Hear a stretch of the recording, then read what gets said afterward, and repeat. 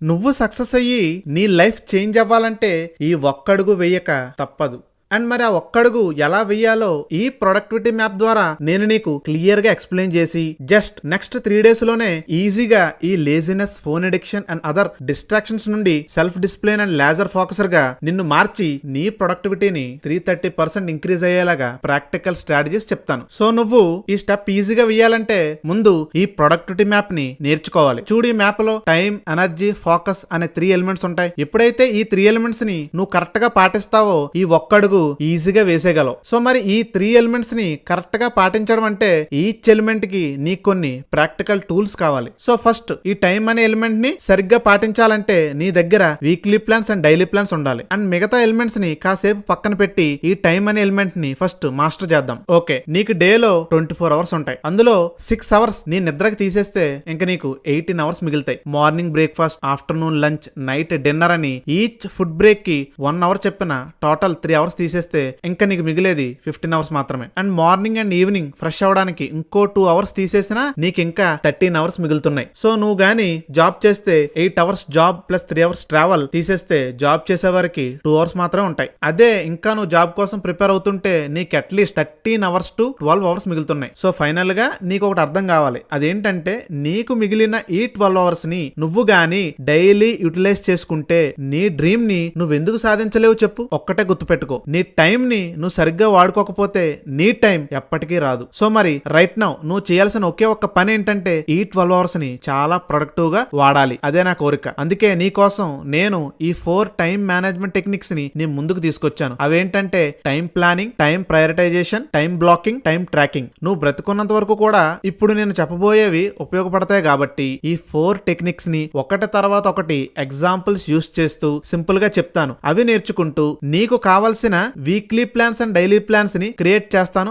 జాగ్రత్తగా విను, జాగ్రత్తగా అబ్జర్వ్ చేయి. ఫస్ట్ టైం ప్లానింగ్ అంటే ఏంటో చూద్దాం. సో టైం ప్లానింగ్ ఏంటంటే నెక్స్ట్ వీక్ అంతా మండే టు సాటర్డే ఏం చేయబోతున్నావో సండే ఈవినింగే డిసైడ్ అయితే దాన్నే టైం ప్లానింగ్ అని అంటారు. ఈ టైం ప్లానింగ్ లో మండే నుండి సాటర్డే వరకు నువ్వు చేయాల్సిన 3 మోస్ట్ ఇంపార్టెంట్ వర్క్స్ ని రాసుకోవాలి. ఓన్లీ ఇంపార్టెంట్ అంటే ఇంపార్టెంట్ వర్క్స్ మాత్రమే రాసుకోవాలి అండ్ 3 వర్క్స్ మాత్రమే రాసుకోవాలి. సో ఫర్ సపోజ్ ఈ 3 ఇంపార్టెంట్ వర్క్స్ ని ఏ, బి, సి అని అనుకుందాం. వీక్ అయ్యేసరికి ఎగ్జాక్ట్ గా ఏ అనే వర్క్ ఎంత కంప్లీట్ అవ్వాలి, బి అనే వర్క్ ఎంత కంప్లీట్ అవ్వాలి, సి అనే వర్క్ ఎంత కంప్లీట్ అవ్వాలి అండ్ రిమైనింగ్ వర్క్స్ అంతా కూడా ఎంత కంప్లీట్ అవ్వాలో ఫస్టే డిసైడ్ అవ్వు. ఫర్ ఎగ్జాంపుల్ ఏ అనే వర్క్ మొత్తం వీక్ లో 60% కంప్లీట్ అవ్వాలి అని అనుకుంటే ఆ ఏ అనే వర్క్ ఎవ్రీ డే 10% కంప్లీట్ అయ్యేలా చూసుకోవాలి. సో ఇప్పుడు నువ్వేం చేస్తావంటే నీ డైలీ ప్లాన్ లో 10% ఏ అనే వర్క్ కంప్లీట్ అవ్వడానికి సరిపడా అవర్స్ ని సెట్ చేసుకో. అండ్ బి అనే వర్క్ ఏమో వీక్ లో టోటల్ గా 30% కంప్లీట్ అవ్వాలనుకో. సో నెక్స్ట్ 6 days లో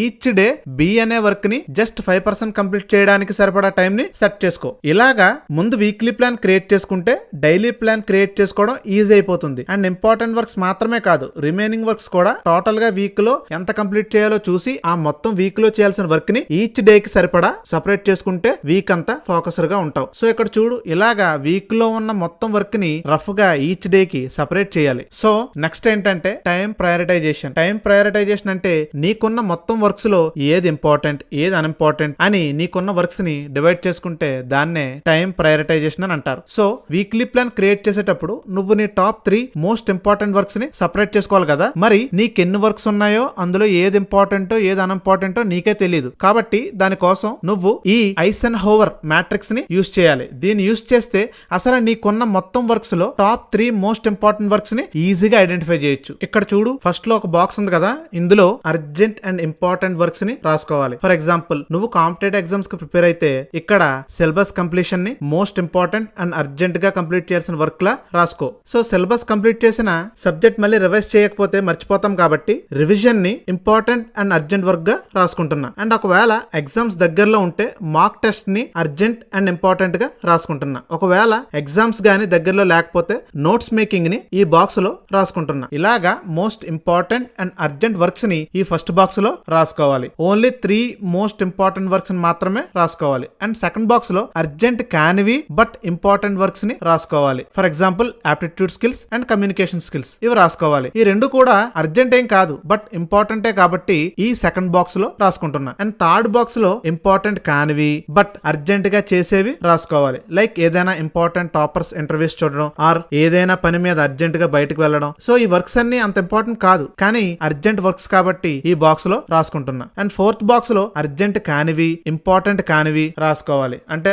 సోషల్ మీడియా, ఇన్స్టాగ్రామ్ ఏదైనా నీకు డిస్ట్రాక్షన్ అనిపిస్తే ఈ ఫోర్త్ బాక్స్ లో పడే అంతే. సో ఫస్ట్ బాక్స్ లో ఈ 3 ఇంపార్టెంట్ వర్క్స్ ని ఖచ్చితంగా రేపటి డైలీ స్కెడ్యూల్ లో ఇంక్లూడ్ చేయాలి. అండ్ ఈ సెకండ్ బాక్స్ లో ఉన్నవి అర్జెంట్ కాదు బట్ ఇంపార్టెంట్ కాబట్టి వీక్ లో ఏదో ఒక రోజు స్కెడ్యూల్ లో ఇంక్లూడ్ చేసి అండ్ రేపటి స్కెడ్యూల్ లో ఫస్ట్ బాక్స్ లో రాసుకున్న 3 మోస్ట్ ఇంపార్టెంట్ వర్క్స్ లో అట్లీస్ట్ 2 వర్క్స్ ని కంప్లీట్ అయిన తర్వాత మాత్రమే ఈ థర్డ్ బాక్స్ లో ఉన్న వర్క్స్ ని నీ స్కెడ్యూల్ లో యాడ్ చేసుకోవాలి. సో ఈ టైం ప్రయారిటైజేషన్ ప్రాసెస్ ద్వారా నీ వర్క్స్ లో ఏది ఇంపార్టెంట్ ఏది అన్ఇంపార్టెంటో తెలిసింది కదా. దీన్ని బట్టి పైన వీక్లీ ప్లాన్ రెడీ చేసుకో. అండ్ నెక్స్ట్ టైం బ్లాకింగ్ అంటే ఏంటో తెలుసుకుని టైం బ్లాకింగ్ యూస్ చేసి డైలీ ప్లాన్ క్రియేట్ చేసుకుందాం పద. టైం బ్లాకింగ్ అంటే ఒక పర్టికులర్ టైం కి ఒక పర్టికులర్ వర్క్ ని అసైన్ చేయడం. దీన్నే టైం బ్లాకింగ్ అంటారు.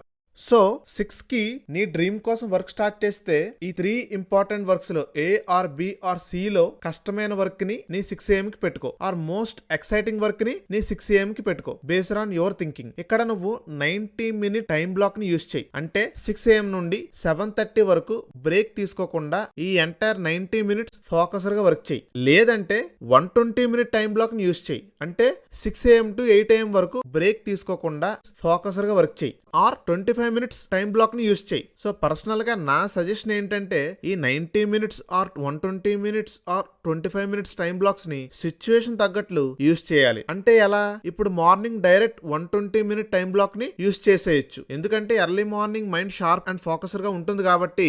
సో 6 AM to 8 AM వరకు వర్క్ చేసావు అనుకుందాం. అండ్ మళ్ళీ 8 to 8:30 ఒక మీడియం బ్రేక్ తీసుకో ఫ్రెష్ అయ్యి బ్రేక్ఫాస్ట్ చేయడం కోసం. ఆర్ నీకు ఇంకా వర్క్ కంటిన్యూ చేయాలనిపిస్తే వర్క్ కంటిన్యూ చేయి. ఒకవేళ బ్రేక్ తీసుకుంటే మళ్ళీ ఇప్పుడు 8:30 to 10 AM వరకు ఒక 90 మినిట్ టైం బ్లాక్ ని యూస్ చేయి. అండ్ నెక్స్ట్ 10 కి ఒక 5 మినిట్స్ బ్రేక్ తీసుకుని మళ్ళీ 10:05 to 11:30 వరకు ఒక 90 మినిట్స్ టైం బ్లాక్ యూస్ చేయి. అండ్ 10 మినిట్స్ బ్రేక్ తీసుకుని మళ్ళీ 11:40 కి ఇంకో 90 మినిట్స్ టైం బ్లాక్ ని యూస్ చేయి. అంటే 110 వరకు వర్క్ చేయి. ఇక్కడ 110 కి లంచ్ బ్రేక్ తీసుకో 1 అవర్. సో ఇక్కడ దాకా 120 అండ్ 90 మినిట్స్ టైం బ్లాక్స్ ని యూస్ చేసాము. అండ్ ఆఫ్టర్నూన్ సెషన్ నుండి 25 మినిట్స్ టైం బ్లాక్స్ ని యూస్ చేసుకో. సో 2 నుండి 2:25 వరకు వర్క్ చేసి 5 మినిట్స్ బ్రేక్ తీసుకో. అండ్ 2:30 నుండి మళ్ళీ 2:55 వరకు వర్క్ చేసి 5 మినిట్స్ బ్రేక్ తీసుకో. సో ఇలాగా 5 వరకు వర్క్ చేసుకో. అండ్ 5 to 6 1 అవర్ బ్రేక్ తీసుకో. అండ్ ఆఫ్టర్ మళ్ళీ 6 నుండి 120 మినిట్ టైం బ్లాక్ ని గానీ 90 మినిట్ టైం బ్లాక్ ని గానీ యూస్ చేయొచ్చు. For example 120 minute time block ని యూస్ చేస్తే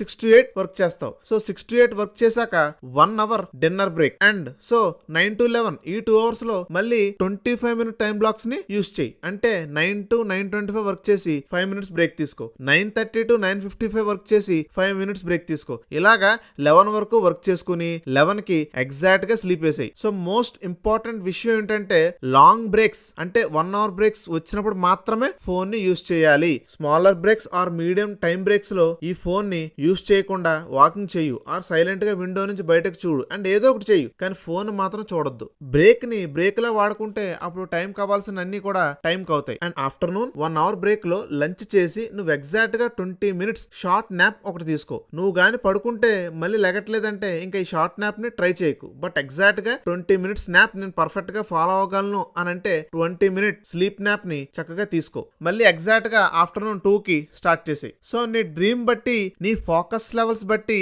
నీ ఓన్ పర్సనలైజ్డ్ డైలీ ప్లాన్ ని క్రియేట్ చేసుకో. అండ్ ఈ టైమ్స్ పక్కన కూడా క్లియర్ గా ఏ సబ్జెక్ట్ చదవాలో క్లియర్ గా స్పెసిఫిక్ గా రాసుకోవాలి. ఈవెన్ ఎన్ని పేజెస్ చదవాలి, ఎన్ని కాన్సెప్ట్స్ కంప్లీట్ చేయాలో అంత క్లారిటీగా రాసుకోవాలి. మార్నింగ్ లేచిన దగ్గర నుండి నైట్ పడుకునే దాకా ఏం చేస్తావో మొత్తం స్కెడ్యూల్లో ఉండాలి. ఇంకో ప్రో టిప్ ఏంటంటే 10, 11 to 6 ఇలాగా పర్ఫెక్ట్ టైమ్స్ ని స్కెడ్యూల్లో వాడకు. అంటే ఫర్ ఎగ్జాంపుల్ ఈవినింగ్ 5 కి 1 అవర్ బ్రేక్ తీసుకుని 6 కి స్టార్ట్ చేయమన్నాను కదా, 5:55 కే వర్క్ లో కూర్చో. 1 అవర్ డిన్నర్ అయ్యాక నైట్ 9 కే స్టార్ట్ చేయంటున్నాను కదా, 8:55 కే వర్క్ స్టార్ట్ చేసే. ఇలాగా ప్రతి స్కెడ్యూల్లో మార్నింగ్, ఆఫ్టర్నూన్, ఈవినింగ్ 5 minutes ముందుగానే వర్క్ స్టార్ట్ చేస్తే ఇంకా బెటర్ రిజల్ట్స్ చూస్తావు. So next time tracking. Time tracking అంటే యాక్చువల్ గా నువ్వు పెట్టుకున్న స్కెడ్యూల్ ని నువ్వు ఎంత కరెక్ట్ గా ఫాలో అవుతున్నావో లేదో తెలుసుకోవడం. సో టైం ట్రాకింగ్ ఎలా చేయాలంటే 6 AM నుండి 10 AM వరకు ఏ అనే వర్క్ ని 100% ఫోకస్డ్ గా చేసేసావు. 10 AM నుండి 11:30 AM వరకు బి అనే వర్క్ ని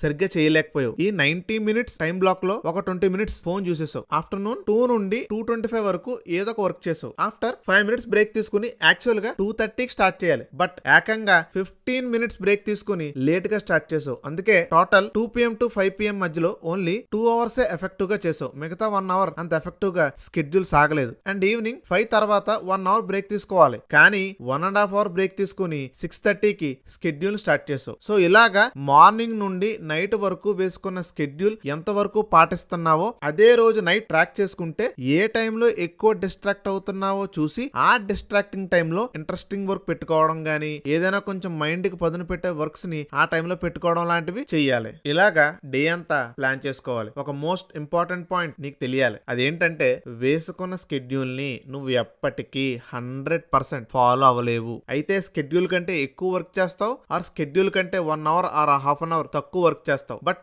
ఏం జరిగినా సరే వర్క్ మాత్రం ఆపకు. డైలీ ప్రోగ్రెస్ అవుతూనే ఉండు. ఈ రోజు స్కెడ్యూల్ ని జస్ట్ 50% మాత్రమే ఫాలో అయ్యాను అని బాధపడకు. నెక్స్ట్ డే 60% ఫాలో అవడానికి ట్రై చేయు, అండ్ ఆ నెక్స్ట్ డే 70% ఫాలో అవడానికి ట్రై చేయు. సో ఇలాగా కొంచెం కొంచెం ప్రోగ్రెస్ అవ్వాలి, అదే మైండ్ లో పెట్టుకో. ఎందుకంటే progress is greater than perfection. So నీకు 12 hours టైం స్కెడ్యూల్ ఉంది. So first every day 10 hours దాటి వర్క్ చేసేలా ఒక టార్గెట్ పెట్టుకో. ఎప్పుడైతే నువ్వు 10 hours మార్క్ ని రీచ్ అయ్యో 1 month అంతా ఓన్లీ 10 hours మార్క్ నే మెయింటైన్ చేయు. ఎప్పుడైతే 10 hours టైం తో నువ్వు కంఫర్టబుల్ అయ్యావో ఆ తర్వాత 11 hours వర్క్ చేయడానికి ట్రై చేయి. 11 hours గానీ వర్క్ చేస్తే కొన్నిసార్లు నెక్స్ట్ డే స్కెడ్యూల్ డిస్టర్బ్ అవ్వచ్చు. అలాంటప్పుడు మళ్ళీ 10 hours టైం స్లాట్ కి వచ్చాయి. సో ఇప్పుడు 10 hours గానీ డైలీ కరెక్ట్ గా వర్క్ చేస్తే ఎగ్జామ్స్ గానీ జాబ్ గానీ దగ్గర అయ్యే కొద్దీ 11 to 12 hours కి ఆటోమేటిక్ గా రీచ్ అయిపోతావు. 12 hours రీచ్ అవ్వకపోయినా ఈ 10 hours స్కెడ్యూల్ గానీ అలా ఒక 12 months పాటిస్తే చాలు, నీకు జాబ్ వచ్చేస్తుంది.